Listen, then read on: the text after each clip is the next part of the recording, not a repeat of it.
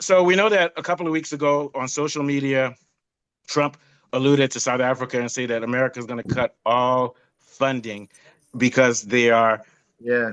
seizing land from people and treating people unfairly. He didn't say who, but we know that he's probably talking about white. Then he mentioned the expropriation law that's been passed. And from what I'm hearing, I don't know what the details of the thing is, but it's an exaggeration. I don't think that law itself is just saying take land from anybody, private land, and don't give them money or anything. From what I understand, and I don't know that thing too well, it's more like the government has the right to make sure that all citizens have um have access to public property and things like that and rights and everything. So it sounds to me, I'm just speaking out of order here because I don't know the details, but it does sound kind of socialistic.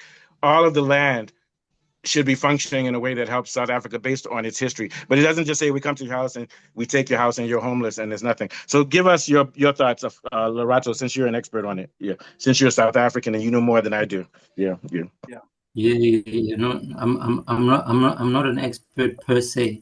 But more than we are, because you know what, because Yeah. you hear what's on the Yeah, in news South that we don't but hear. Africa, so I have you been know better. I have Expected. been checking it out a little bit, Yeah. you know. Yeah. So there is a section in the Constitution, Yeah. Section 25, that deals with expropriation of land as an essential mechanism for the state to acquire someone's property for a public purpose or in Yeah. public interest. And this is always subject to just or equitable compensation being paid. Yeah. But in other instances, you find spaces or land that people are holding and not using. Sometimes you can't even locate the owners.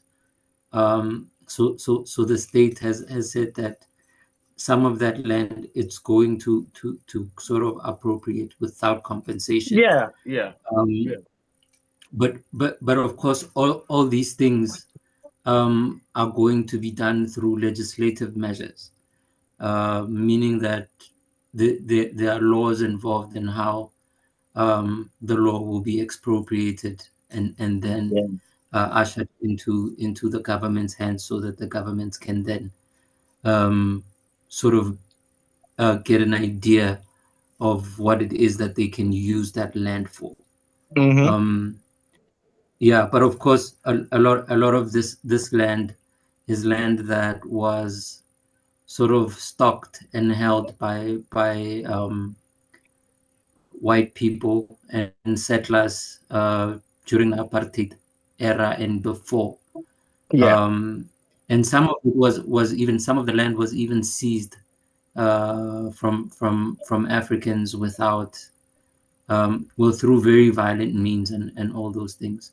And Yeah. of course, they were not paid for that land. So Mm-hmm. some of those lands need to be restituted to those communities who were removed from those spaces. I mean, Mm-hmm. some of these actions have been happening as recent as possibly like 15 years ago or so. Like mining companies have been moving people out of Yeah. their lands because they Yeah. found minerals and things like that. Yeah, and those should Um, belong to the government. And also, if they belong to the government, that means they belong to the whole country, even the people who own that land, supposedly. Yeah, go ahead. If yeah, you're a yeah, citizen of South yeah, Africa, and the mineral wealth and the land, to me, it should belong to any land that has mineral wealth, whether it's KwaZulu-Natal or anywhere. The government should own it, but people can still stay on it. But there has to be a way that the GDP from that land is helping every single person. Yeah, continue. Yes. Yeah. yeah. So that is part of what is going on in terms of the Expropriation Act that was signed Yeah. into law by Ramaphosa. But as soon as he signed that law, I think he signed that law, and I think this was around the time, the time when he was attending the, what do you call this thing, the World Economic Forum in Yeah. Davos. I wouldn't even be Maybe surprised if before, China and Russia are behind even signing that rule because they want all that land to be used properly, so for trade. yeah, Go yeah, ahead. Yeah. Yeah. Yeah.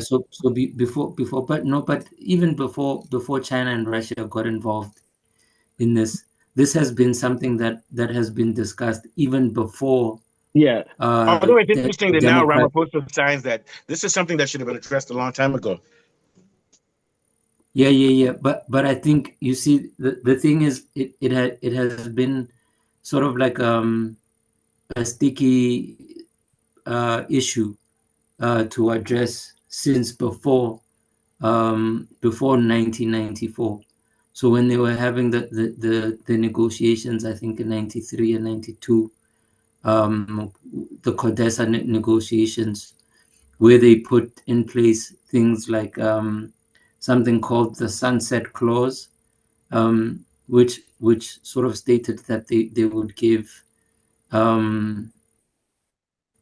the white owners of land and white owners of capital a certain amount of time to sort of consolidate their wealth, and then the government will then Yeah. eventually start And trust me, they've already done that. They've sent money re to Australia everywhere, but they still want more though. Go ahead. Yeah.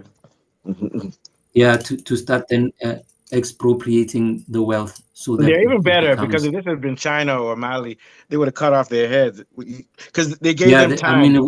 the land They would. gave them time Yeah, the land would to have hide been. their money. Yeah, yeah.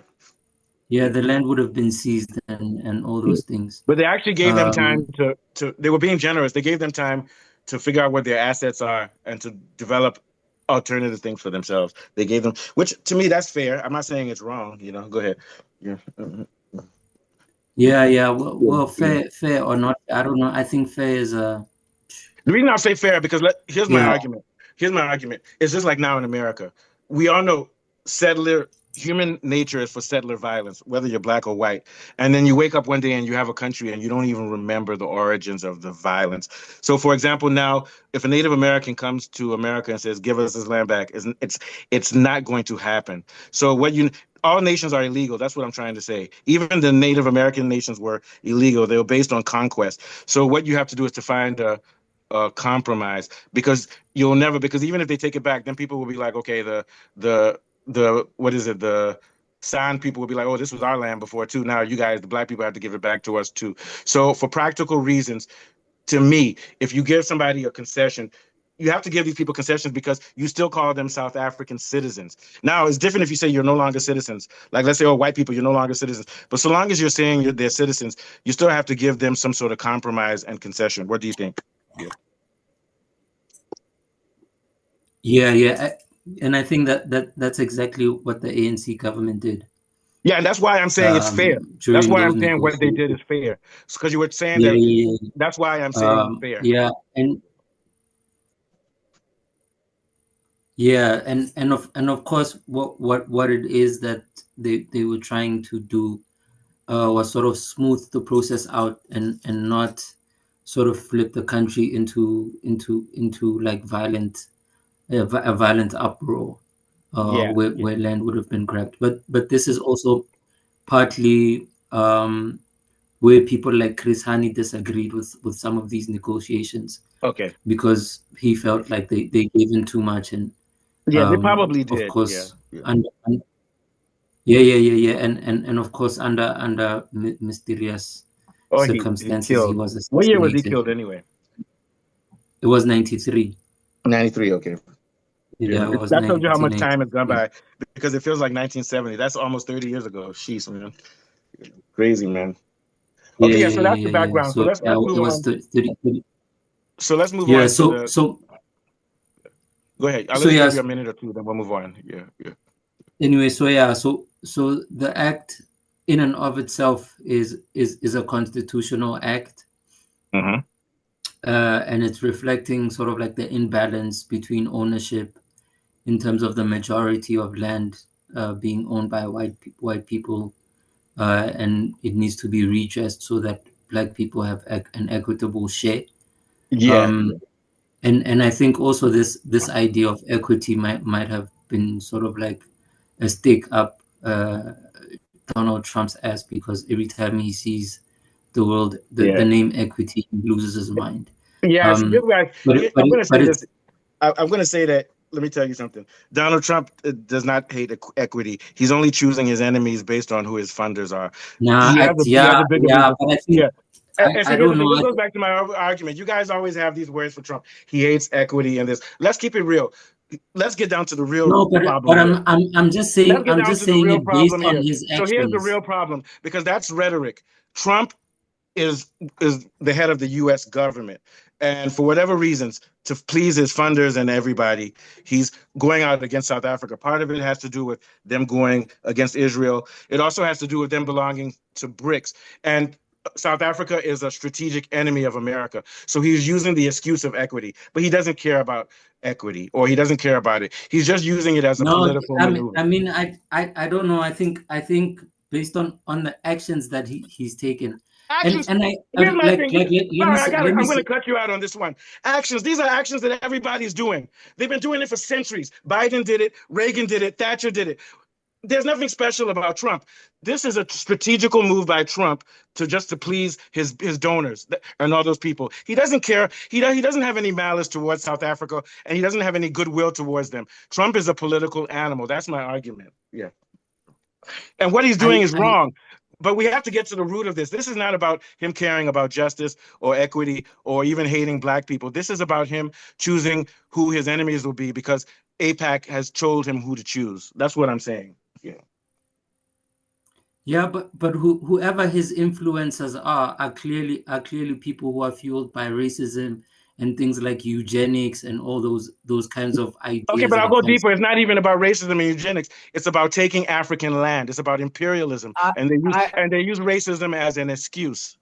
I Yeah, want to align with what yeah, Mr. Mustafa said. yeah. I think it's way deeper than just land grabbing or a majority of who is owning land or who is not owning land. I think I'm looking at the bigger picture, the way Mr. Mustafa is saying it. So I think it's just he knows the weight of South Africa joining BRICS, and if they try to move away from dollarizing their economy towards what BRICS is proposing, he knows it's going to affect America. So on the long run, he's just using this as an Yeah, and opportunity the reason I'm getting to mad is not to because I'm just trying to drag defend South Trump. Africa that I'm not trying to. that Sorry, let morale, me we jump in shouldn't try because that. I'm passionate about this. I'm not trying to defend Trump, but we have to realize what the real enemy is. The real enemy is capitalism, and these guys are using racism as a secondary thing. They need to keep South Africa, Congo, and Nigeria destabilized. So when we say, "Oh, it's about racism," and we're going to lose the war because what this is really about is mineral resources. Continue.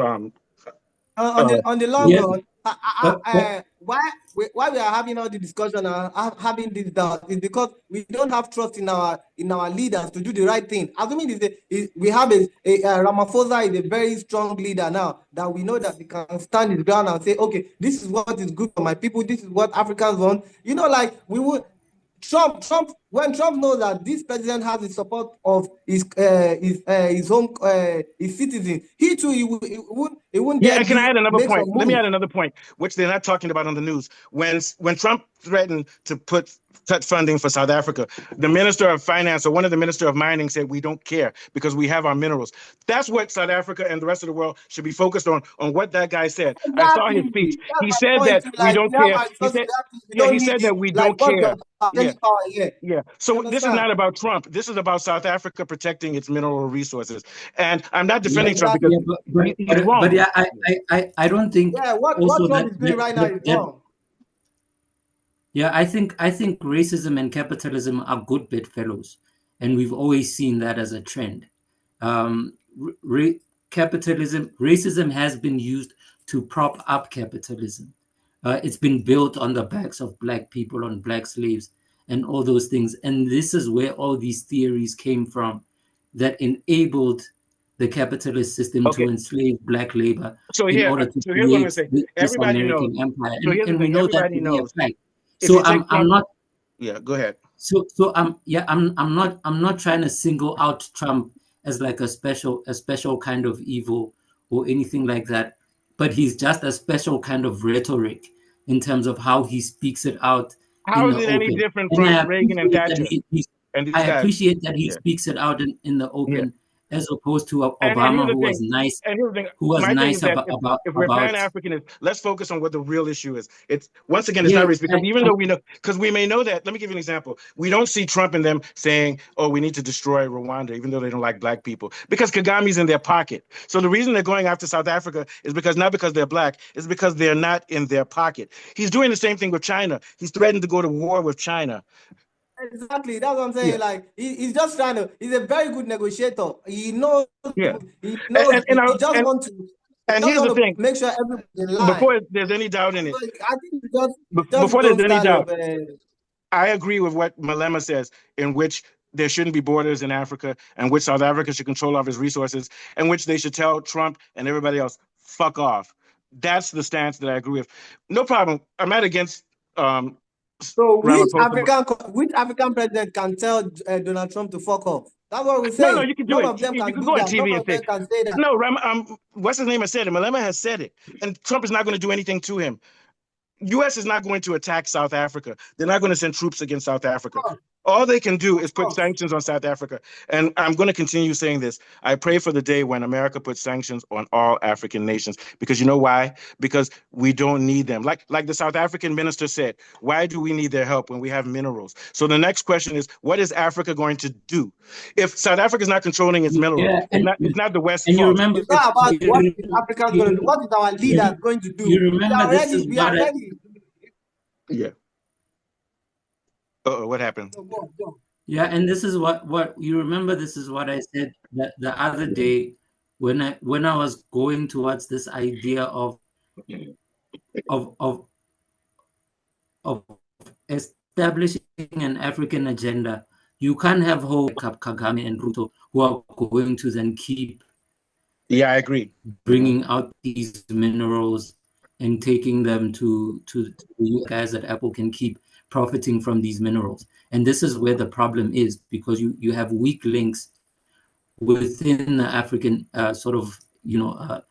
leadership structure that are costing us. And I think this is also why you are seeing this clash that is manifesting, like you said jokingly at the beginning, between Ramaphosa and on the fact Kagame, that there were they're troops fighting each that other. died who are from who are This is of what the South white people African want to see. They want to see nationality Africans attacking in each the other. DRC. Yeah. But at the root of it is this thing that we are talking about how then these resources that are African, that are from Africa and sourced from the continent, are being taken out and extracted to go and benefit this capitalist system, without regard for African life. And that is where the largest problem is. Yeah, and so here's another question. So Lorato, links. Let's go back to the killing in this is Ramaphosa, who's now battling with Trump. If I were Trump, I wouldn't respect him. Ramaphosa was on the board of Lone Men when they killed black South Africans who were asking for better money, mining conditions. Then Ramaphosa decided to send South African troops to die in Rwanda. America didn't send any, following them of UN. So my thing is, he's a double agent. He's exposed. So the bigger problem is our African leaders, including Tinubu, who went to France. They are traitors. Even Malema is a traitor because he took money from the bank scandal, which hurt his own people. So the question is, when are we going to wake up and stop enabling white supremacy? What do you think, Falabi? Exactly. Yeah, that should be something we're talking about, not Trump rhetoric. We all know it's like you said, Lerato, it's just Trump rhetoric. Like we all know. Sorry, because I get angry, but I'm more like a mechanic. If you're a mechanic or a doctor, you become impatient because we have to go to the cancer, and the actual cancer is the corruption of our leaders. Because it's just our leaders that they don't know what they are supposed to do. They are still being enslaved. If you have a visionary leader that is leading us the right way, we are tired. Just like what I said in one of my about immigrating to another man's country. Like now they are now putting so many and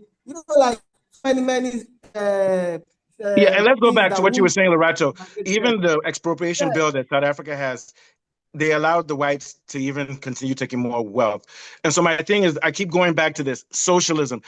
As soon as South Africa turned over, their constitution should have been a socialist constitution, but they made a neoliberal constitution created by at least 50 to 60% of white people who don't even care about South Africa. And that's where the problem comes. Then with the Truth Commission letting people get off for murder and heinous crimes. And this is why we are here today. So the problem that we are dealing with in a larger scale is a problem of continuous compromise.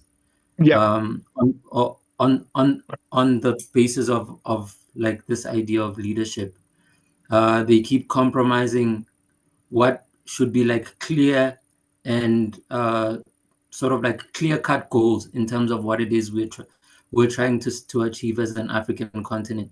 I agree. And they don't have the guts and the balls to do that unless they are militarized leaders.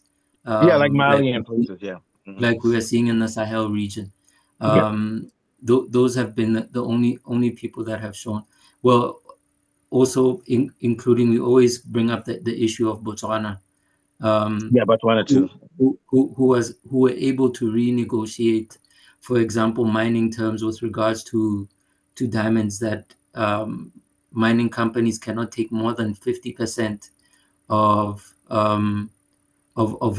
those proceeds from the resources that they mine there. They only get 49% of those profits. And even Mali, they're being they're still giving these guys a cut. They're supposed to seize it totally. Of course. I'm saying that there are always those compromises, except when the spaces are militarized. I mean, the other narrative that you also rightly noted with regards to Ramaphosa is that some of the interests that he might be pushing to sort of protect, even in the DRC, are mining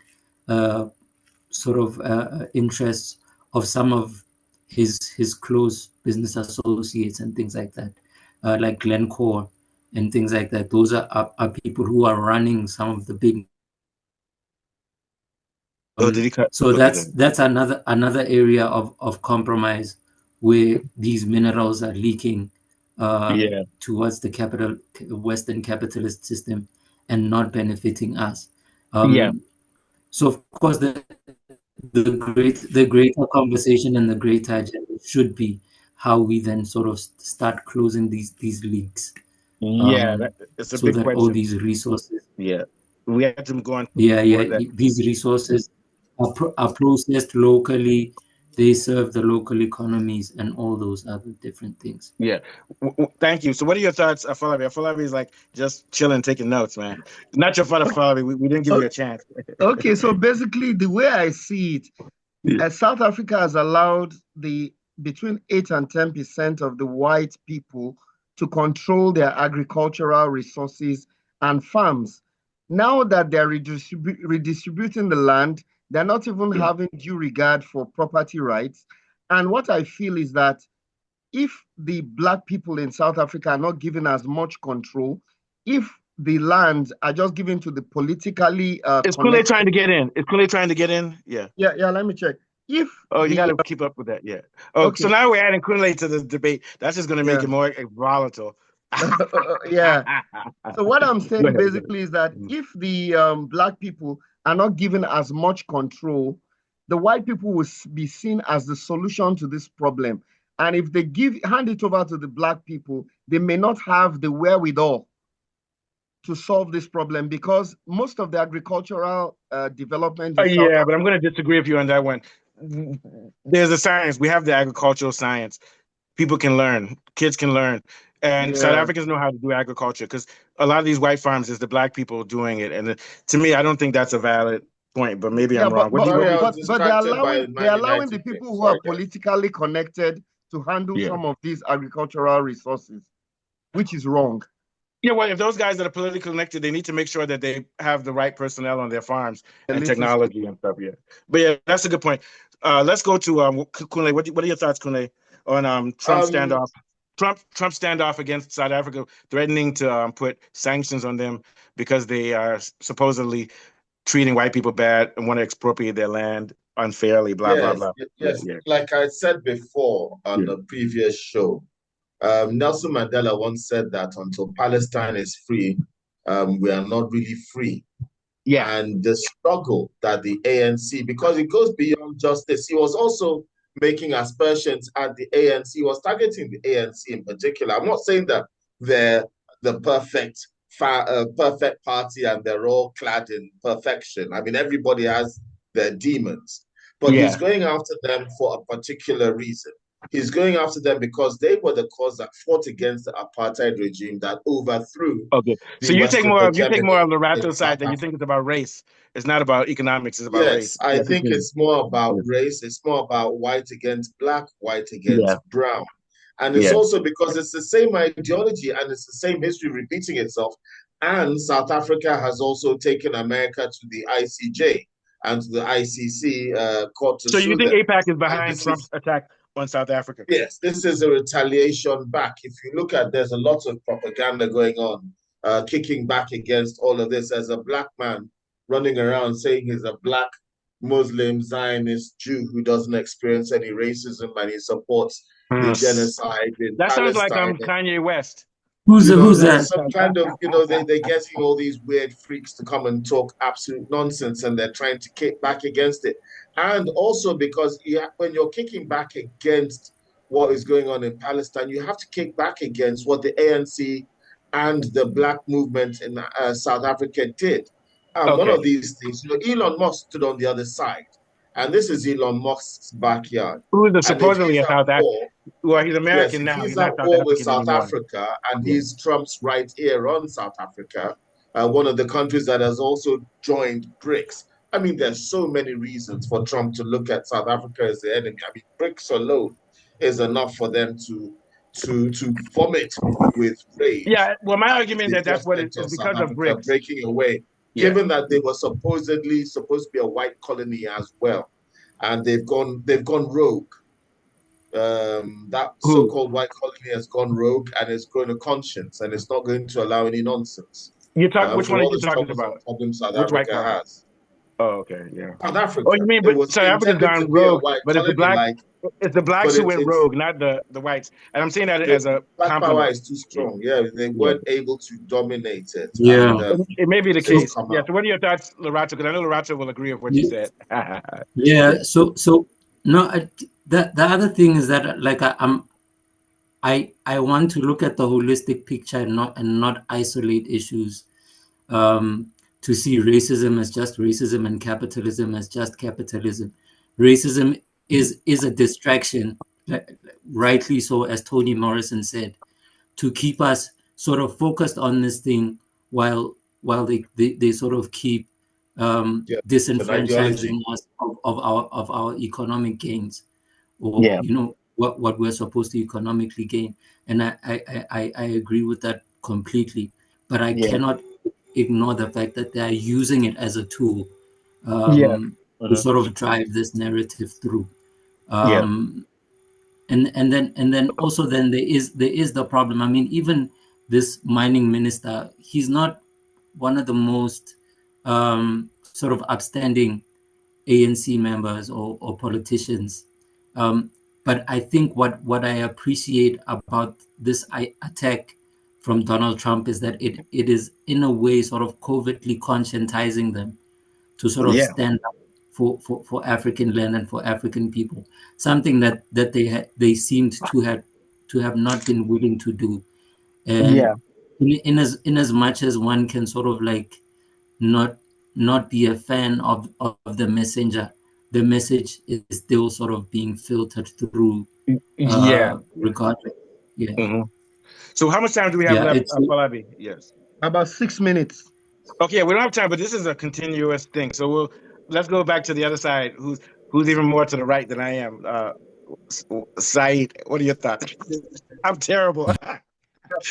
Saeed is to the right of me, supposedly, because he's a Trump fan. I'm in between. I like Trump, but I like him in relation to the way he makes America look stupid. Go ahead, But go ahead, Saeed. I'm just saying. Also, Saeed, nice. I like your graphics. You have the cutout. Okay. That's nice. Go ahead. Yeah. On this one, I'm not in support with what Trump is trying to achieve with South Africa, because he's still on he's still on this race thing that we talk about, Yeah. white and black. Nobody's a So saint. I want to ask Lerato, is it possible Yeah. for a white South African to run for a president in South Africa right now? I think it is. Yeah. Of course. Yeah. It's The DA can run. possible. The DA can run. Yeah. Yeah, because lately it's just black. So Yeah, because in of the order history to of the country. Yeah. because in order to stop all this, because this problem that we are talking about now is still going to be there in another year if they don't solve it. Saying the 10% of black South African owns the land, Oh yeah, agricultural there's a land, problem with then they with white. inequality. So the problem won't go away if they are not, if the current president is not going to face it head on and say, okay, how do we solve this problem? Because I think it's part of the reason why you guys have xenophobia in your country too. Well, You understand? so So Syed, here's where the problem this is. is The problem is that the ANC has decided to align with the DA rather than with EFF and the left-leaning parties in South Africa, which want to see redistribution. The ANC is frustrating that situation. So this is a political game right now, and also of course the Malema is political, not yeah. helping himself. Malema is corrupt. He's alienated the best leaders in Exactly. his That's why party. you can see that you can't actually stand on one point that he's And trying also to Zuma make. is It's just here disrupting. and here and there. He Zuma is doesn't want to disrupting. offend anybody. I'm going to end with Lorato because he's an expert on this. Not an expert, but he knows more than we do. And also Zuma is disrupting the political process by weakening EFF and everything, and it's to the advantage of DA. So this is a big problem in which things can't have the right law. So what do you think, Lorato? Yeah, no, of course, like these are like deeper compromises that are being caused by inter-party fighting between the three most prominent black parties currently. When I think also then the EFF looked like it had been doing well before these elections or leading up to the elections, but of course the VBS scandal came out and sort of destabilized them and I'm so convinced that Zuma is an agent meant to destroy progress because all that, and he was behind that VBS thing too. And now everybody's dirty and there's no progress. But yeah, continue. Sorry. Yeah. So I think that is the biggest problem with our political class, in that I mean, all politicians are like basically corrupt. But the ones in South Africa seem to be, Trust me, they're not worse than the Nigerian ones. The corruption in South Africa is even small compared to other countries. No, for sure. Even Russia. Russia is more corrupt than South Africa. Yeah, go ahead. Yes. But yeah. So the problem is that then this corruption sort of delegitimizes everything that they say to such an extent that I think even Malema's words now begin to sound like rhetoric, because I know we don't have much time, but South Africa needs to. They need to revamp their constitution to deal with all this bullshit. They need to, like you said, their constitution was only supposed to be transitionary. That's the point I'm trying to make. Yeah. That's the exact word I was looking for. It was only transitionary there. They really need to do something about their constitution or else this thing is still going to be there. Yeah, we don't have much time, so 30 seconds, Lorato, then Falabi will take us out. Yeah. Okay. Yeah. So, but yeah, I think what it always goes down to is sort of this idea of the dependence on leadership will always sort of lead us to compromised spaces, because I still think we need ground roots movement from the citizens. Yeah. They're always compromised in some way or another because of their financial interests and things like that. Right, thank you. People from the ground can do a lot more better because they don't have those benefits. All right, so I'm going to go to Kunle. I was going to go to Falabi, but Kunle likes to talk to. Kunle, give us 10 seconds of wisdom. Well, before I go, I just want to say good luck to United. We're playing Leicester City. Oh, come on, get out of here. I'm kidding you. But let's get back to some serious stuff. So, yes, on a serious note, when I look at it, I'd like to look at it from the holistic approach. As he said, it's not a race thing, but it is a regime thing. It is partly race, like Lorato said, partly race. Discriminates, yes. And partly race. Yeah. Yes, and we don't want it to make a comeback. And yes, the problems with the African parties and their corruptions do create an obstacle when they're actually trying to fight against the system that is actually above the problem of corruption. And Yeah. it's a far more serious problem that affects sovereignty and freedoms. So they need to get their act together in order to ensure that they can forestall this. Because if they start allowing these other entities to enter, they can get rolled over and then find themselves in a very vulnerable situation in Africa. They're an emerging economy that's going to support a global South against Western hegemony. So we need more unity within BRICS, within Africa, and within each country in Africa. There needs to be solidarity. And it's the largest, best organized economy in Africa. Oh, South Africa, yes. There's no doubt South Africa is by far the closest thing that you have to Egypt is organized, but they don't have the same economy. GDP. They don't have the same Yeah, wealth. but I think this is why it's being targeted. Yeah, it's economic. It's economic. That can be, it has a template that can be worked out. So South Africa is definitely South